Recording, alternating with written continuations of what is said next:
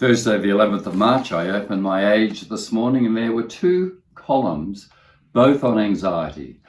The first by a woman saying in the pandemic, women's anxiety levels went through the roof. Due to economic insecurity, women in Victoria lost their jobs at twice the rate of men, and gender violence.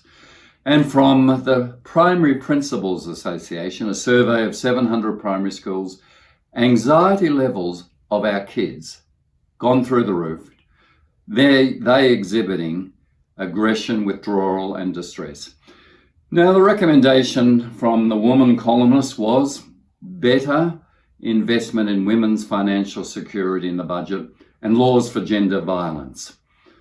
From the primary principals, more social workers, more youth workers, and particularly more psychologists in school to deal with kids' distress. I don't disagree with those recommendations, but I thought, is there something deeper?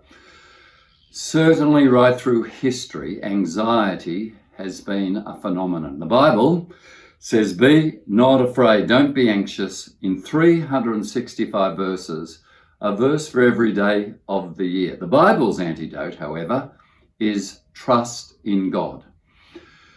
Certainly the signature of the 21st century is anxiety, and we are seeing retribalizing with people on social media sharing their victimhood, talking about their fears, their anxieties, who their enemies are. And yet I think in the Bible story in Genesis, the punishment for disobedience, eating the forbidden fruit, is actually separation and anxiety. Separation from God, separation from a garden home, exile. I think anxiety is as old as the Garden of Eden and chronic. That's why I personally believe that trust in a loving God who calls us to build inclusive communities where all carry the image of God is a deeper antidote for dealing with anxiety.